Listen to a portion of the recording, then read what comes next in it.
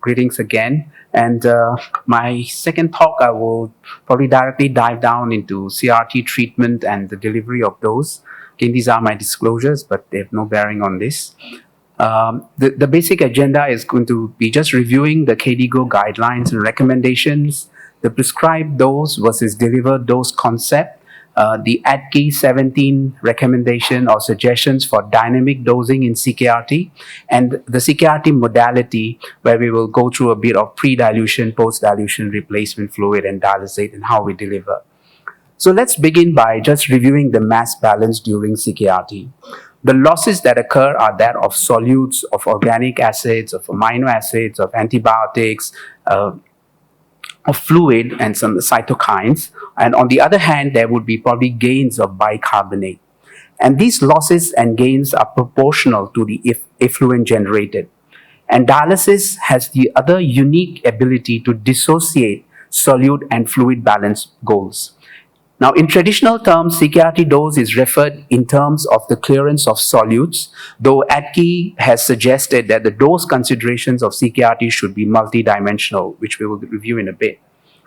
Now, the effluent flow rate, which is quantitative but not necessarily a qualitative measure of CKRT dose, is all the waste that comes out of the filter and is essentially derived from two sources.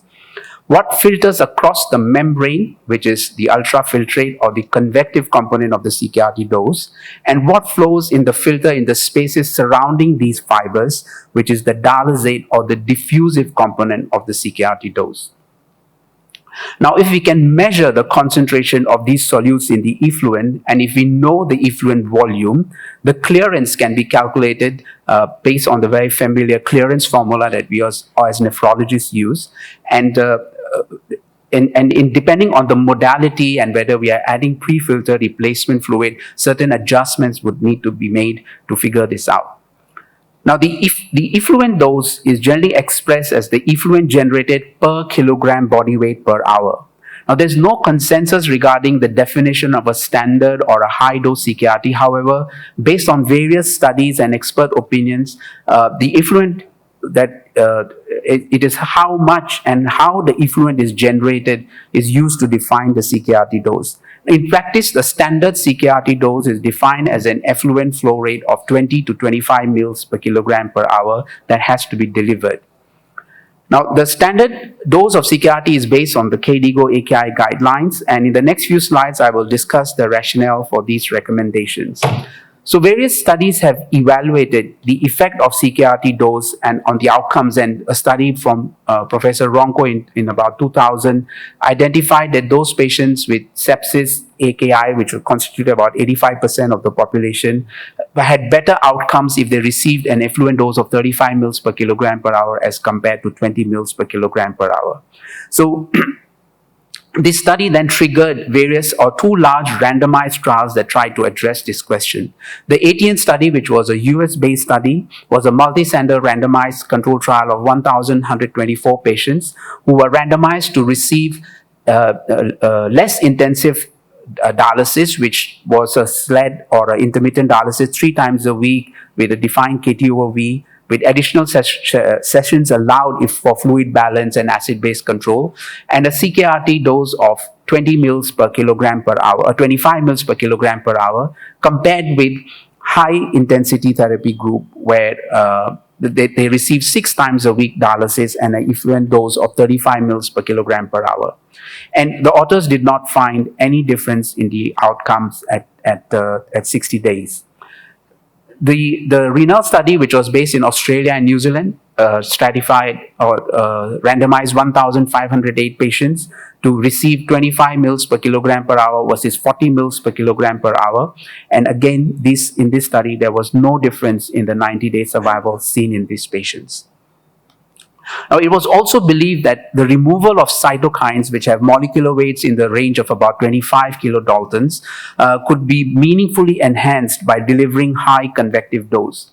And this improved clearance of cytokines would immunomodulate sepsis and influence survival. So the IWAS study, which compared CKRT delivered in pure convective mode as CVVH at a dose of 35 mils per kilogram per hour versus 70 mils per kilogram per hour. And it failed to demonstrate any improvement in 28-day mortality or organ function. In fact, the incidence of complications, and especially of dyselectrolytemias, of hypokalemia and hypophosphatemia, was much more in the group that received a higher CKRT dose. And when they looked at the antibiotic clearance, the clearances of these antibiotics were more than what they were in 35 mils per kilogram per hour. And the elimination half-life of these antibiotics was different between the two groups and may have been one of the reasons that accounted for no difference in the survival. Now, over time, there were other follow-up studies from the ATN study that have highlighted that sustained or continuous high dose CKRT or more intensive dialysis may be associated with poor kidney outcomes. For example, the mean urine output was on an average 31.7 mils per day higher for the less intensive group as compared to the more intensive group in the ATN study. Also, the likelihood of renal recovery at 28 days was lower in the intensive KRT group in the ATN study with an odds ratio of 0.49. And a meta-analysis of studies done that looked at the dose of CKRT, more participants who were assigned to the higher intensity group remained dialysis dependent and at the most commonly studied study point of 28 days, which was 29% versus 25%. Now, therefore, the KDIGO guidelines recommend providing a dialysis dose that is adequate to achieve the goals of solute, acid-base, and fluid balance, and delivering a minimum effluent volume of 20 to 25 mils per kilogram per hour. The guidelines do not specify which weight to use, but in practice, we generally use the weight that we know or the weight of the patient on admission. Reportedly, these studies excluded patients at the extremes of weight, and in the ATN study, they used an adjusted body weight in those patients who had a BMI of more than 30. So we kind of know what is the dose of CKRT that we should be minimally targeting. But a practical challenge in delivering this dose is the discrepancy between what we prescribe and what eventually gets delivered to the patient.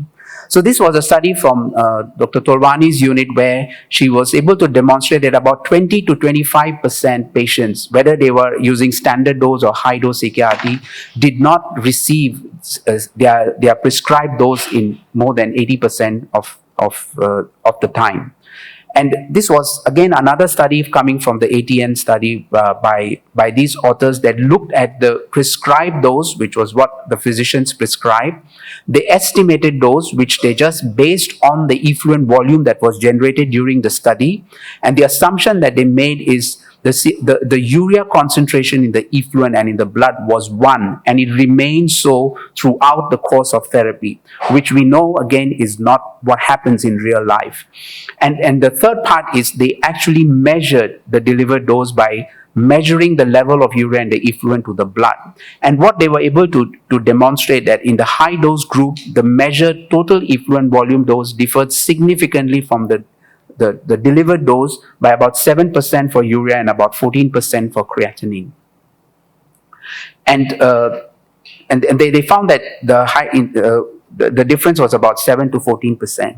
So there may be many reasons why the delivered dose is less than the prescribed dose. And the most common factors are generally treatment related, which we have discussed in terms of vascular access, we have discussed in terms of filter related factors, in terms of filter clogging, secondary membrane formation, prescription factors, or whether we are using pre-dilution replacement fluid or post-dilution, and in terms of CKRT downtime because of clotting that was just discussed, or the alarms and back changes and procedures, etc. Now, the second aspect was about dynamic dosing, and very often in clinical, we encounter clinical situations where the patients may have life-threatening or severe hyperkalemia or metabolic acidosis, and we may require CKRT for elimination of toxins. And some such circumstances may call for a higher effluent dose or dynamic dosing. So this was, again, from a heroic study that was done in post-cardiac surgery patients with shock, wherein they randomized them for the first 48 hours to receive a very high dose of high-volume hemofiltration of 80 mils per kilogram per hour as compared to standard medical treatment. Though they did not find any difference in mortality, the patients had a faster correction of metabolic acidosis and a more rapid weaning from vasopressors in the high volume hemofiltration arm. Of course, understandably, there were more complications with regards to hyperphosphatemia and metabolic alkalosis. Now, similarly, in the renal trial, the correction of the base excess, the absolute change in the mean arterial pressure, and an absolute decrement in the vasopressor dose was faster in patients who received high dose or CKRT at 40 mils per kilogram per hour. And this led the authors to conclude that findings of the higher intensity CKRT improves the blood pressure and reduces vasopressor requirement doses may assist clinicians dealing with patients with a combination of acidosis, severe hypotension, and vasopressor requirements during early CKRT. So therefore, in clinical practice, there would be some scenarios where we may temporarily adapt and provide higher CKRT dose, and this could include patients with severe hyperkalemia, severe metabolic acidosis, tumor lysis syndrome, rhabdomyolysis, hypercatabolic states, like in burns or poisonings and toxicity. But on the other side, it is equally important to remember to dial down the CKRT dose in patients who may be recovering some residual kidney function, may not have very high obligate requirements, or may already have some kidney function at the time of dialysis initiation. Now, the other important cog in the delivery is how to deliver this CKRT dose. Now, studies have not shown any difference between the choice of CKRT modality and the outcomes. And the choice of modality, except in certain specific scenarios, should be such that it allows for maximum potential for the dose to be delivered and the dose being delivered uninterrupted for the longest possible time. And then we will focus on some of these aspects. So as discussed earlier, depending on how we generate the effluent, we can deliver CKRT in different modalities. While CVVHD is purely a diffusive clearance, CVVH provides purely convective clearances, and CVVHDF invokes both diffusive and convective clearance. Now, when we are considering convection-based therapies of CVVH and CVVHDF, we need to be aware of the concepts of dilution factor and filtration fraction.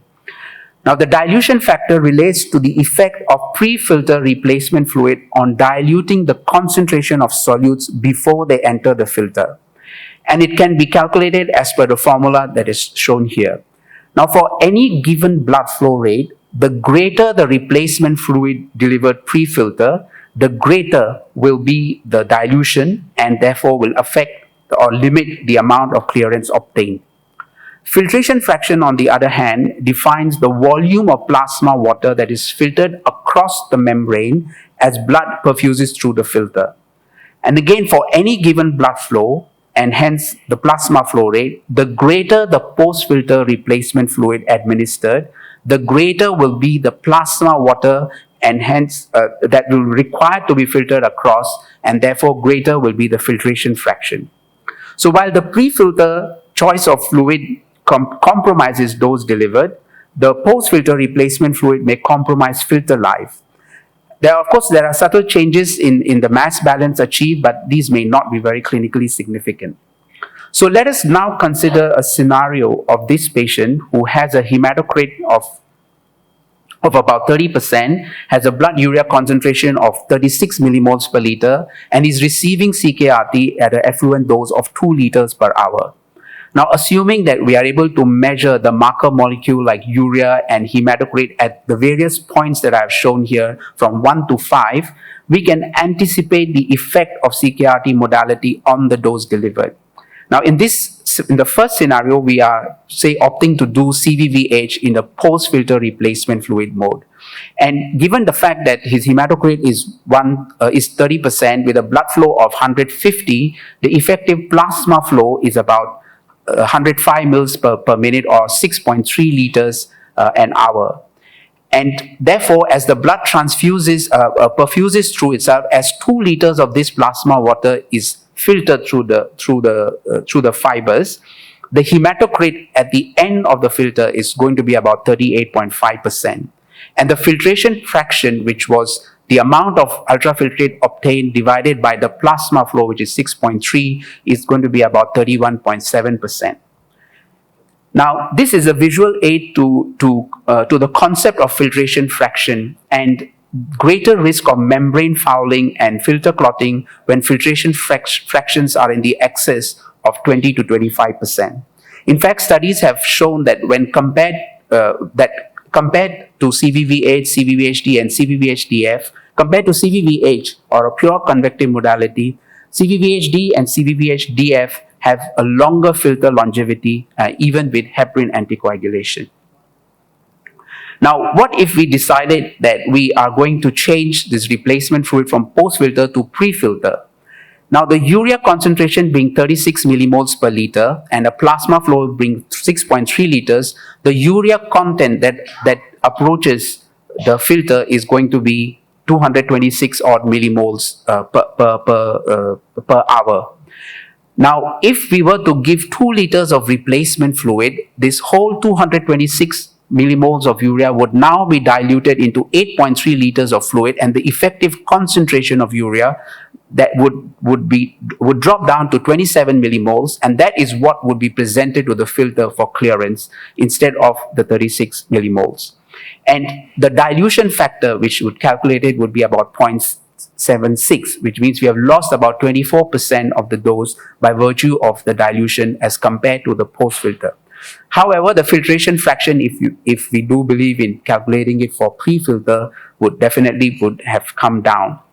The effective clearance of urea, assuming the effluent urea is effluent urea to blood urea concentration is 1, has now dropped down from 33.3 mils to about 25.3 mils. To circumvent some of this compromise, we could decide to do pre and post-filter mixture of the doses. And in this type of scenario, because now the replacement fluid is going to be only 1 liter, the amount of dilution that we effect is only about 0.86, or it's about 14% of the dose. But because part of your fluid is now going to be given post-filter, there is going to be a certain amount of filtration fraction that is going to happen, and which is probably going to be in the range of about 27% for the total effluent that is generated. Another option that we may have available is we invoke a diffusive component to the effluent, and we decide to flow part or 50% of the CKRT dose as a dialysate, which just bypasses the filter and does the clearance based on diffusive terms. Now, in this type of situation, we would have only 1 liter of replacement fluid. The dilution factor would stay limited to 0.86, but the overall clearance of urea would have increased from about 25 mils to about 28 mils, because the 1 liter diffusive clearance is not lost in terms of either hemoconcentration or dilution. And of course, the last option could be that we do all the filter to be delivered post-filter, and of course part of the effluent to be delivered as a dialysate. And this would be, to me, a good compromise, because the clearance then would be maximal possible for 2 liters, which is 33.3 mils per minute of urea. The filtration fraction, because you have now cut back the replacement fluid to 1 liter, would probably only about 14%, which works for in all scenarios. And in fact, this was an old study that showed that in patients who are receiving CKRT delivered as CVVH with pre-dilution replacement fluid and required an increase in the effluent dose, adding a diffusive dose as dialysate flow increases the clearance of small molecular weight substances more than a similar quantitative increase in the convective dose administered as a pre-replacement fluid. Sometimes the other advantage I find of using a post-filter replacement fluid is what I think Dr. Marlies had shown earlier as one of the things about filter clotting. Because there is blood and air are not friends, and they are very thrombogenic. And having a layer of fluid between the blood and air will minimize clotting in the deaeration chamber, which is an important site for blood clots to form. So the AKI actually has certain measures that are used as quality measures to look at how the dose of CKRT is delivered, and we are required to deliver at least 80% of the effluent dose at least on 80% of the times, and minimize the downtime to less than 20%. And of course, when we are delivering the dose, to ensure that we are delivering adequate dose in a multidimensional way, we look at the electrolytes, acid base, urea, nutrition part, antibiotics, etc., and to ensure that we have delivered an adequate dose. So with that, I will stop here. My time is up, and thank you very much.